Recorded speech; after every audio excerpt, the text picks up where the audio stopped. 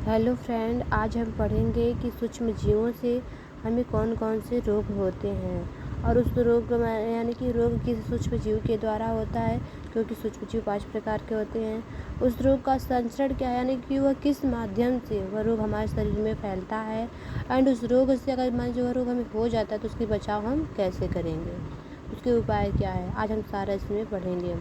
पहला हमारा है 6 रोग।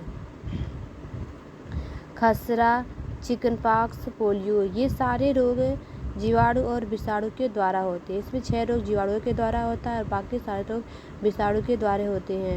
इनके फैलने का तरीका वायु के द्वारा होता है और जल के द्वारा भी होता है, यानी कि अक्सर ये सारे जो जीवाणु विषाणु होते हैं ये अक्सर वायु के द्वारा, यानी कि हम जब सांस लेते हैं तभी हमारे शरीर में ये आ जाते हैं।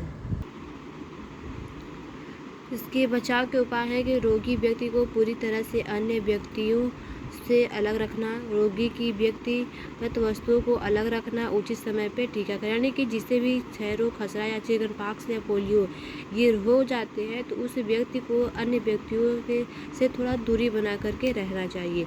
वह व्यक्ति जितने भी प्रकार के वस्तुओं का उपयोग करता है उस सारी वस्तुओं को अलग थोड़ा रखना चाहिए।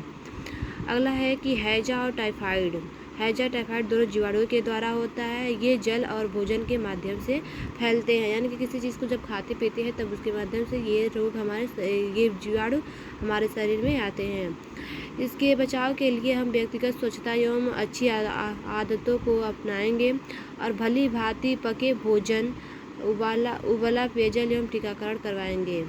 यानी कि इसके लिए हम अपने स्वयं की व्यक्तिगत की अच्छे से देखभाल करेंगे, अपनी अच्छी आदतों को अपनाएंगे। जैसे हो गया कि हाथ धुलकर खाना खाना चाहिए, जब भी शौच के बाद आए तो अच्छे से साबुन से हाथ धोने चाहिए। ये सारी चीज़ें हमें अच्छे से अपनी आदतों को सुधारेंगे, ज़्यादातर सफाई पर ध्यान देंगे। उसके बाद हम पके हुए भोजन खाएंगे और उबला हुआ पानी, यानी कि जो पानी गर्म होता है, गर्म पानी को इसमें पिया जाता है। अगला है मलेरिया, डेंगू, चिकनगुनिया, ये प्रोटोजोआ विषाणु विषाणु के द्वारा होता है और ये सारे मच्छर के माध्यम से फैलते हैं।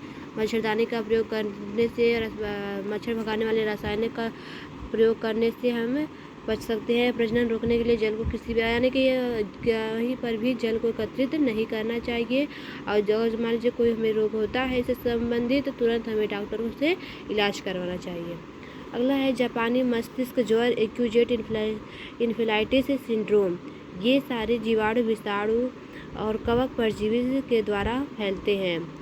ये मच्छर के द्वारा फैलते हैं। पानी, हवा, खान पान आदि के द्वारा हमारे शरीर में फैलते जाते हैं। मच्छर के द्वारा ये रोग होते हैं। एक मच्छर से जब काटता है, यानी कि एक मच्छर दूसरे मच्छर के शरीर में जब काटता है तो इसके लिए मच्छरदानी का प्रयोग करेंगे। मच्छर भगाने रासायनिक कीटनाशकों का छिड़काव करेंगे।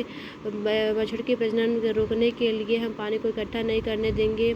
धान के खेतों में नीम की खली का प्रयोग करेंगे, यानी और सारे वस्तुओं का प्रयोग करके किसी भी तरह से इन्हें बचाव करेंगे।